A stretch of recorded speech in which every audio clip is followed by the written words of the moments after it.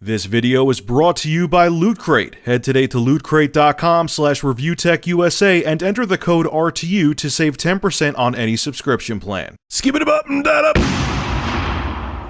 This is one of those stories that usually I start off with some kind of like smooth or somewhat witty one-liner. I don't have anything.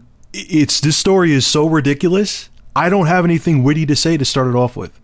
I will give a shout out though, because this is where I got the story from. I'm going to give a shout out to my buddy Michelangelo, who has the YouTube channel Friendly AI. He does awesome news videos. He looks fantastic naked.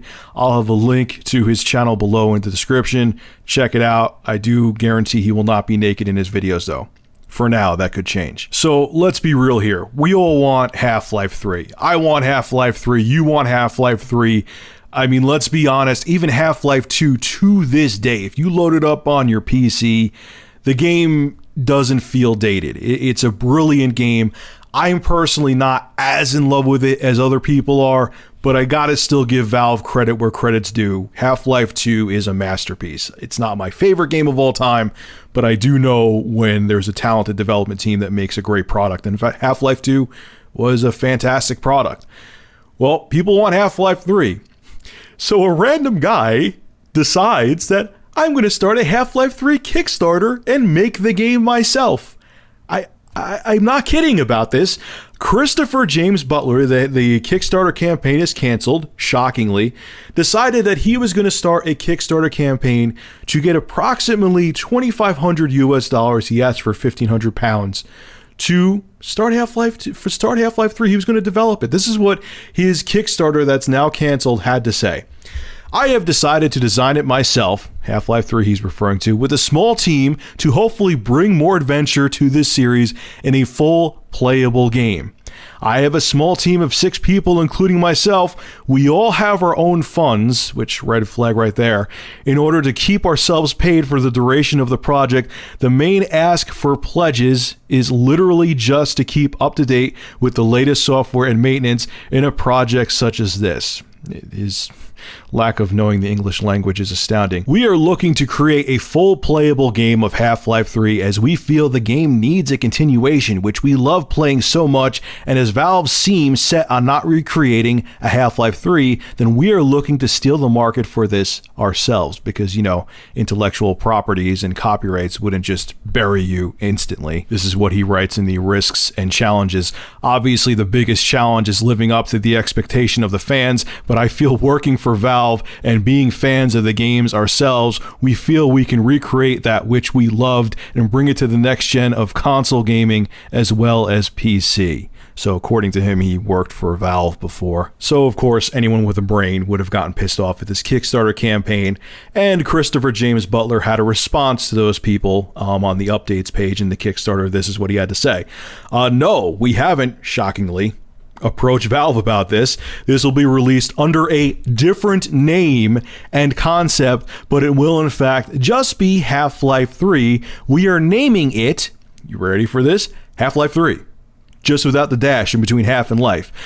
At present, just so fans know what we are actually doing rather than coming up with a new name game from the start that people are more likely to pass by not knowing what it actually is. And here's the thing, if you look at the first update, they were planning, they were quote unquote planning, him and his imaginary friends were planning on completing this game in 10 months.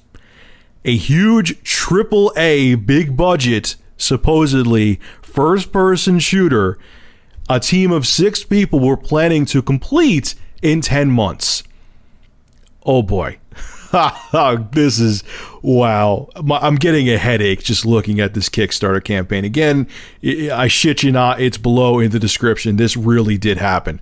It may be taken down if someone's watching this video 2 months from after the date I uploaded this video, but you could look, if you're watching it the day I upload it, it's still there now, and someone actually attempted to try to pull this shit. It's unreal. See, this is the shit that's going to kill like Indiegogo and Kickstarter and Patreon and all that crap.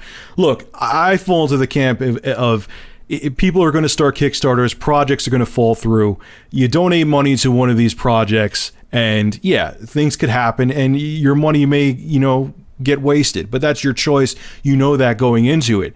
But this is just straight up fraud. This was a guy who used a big budget title to just try to get $2,500 or £1,500.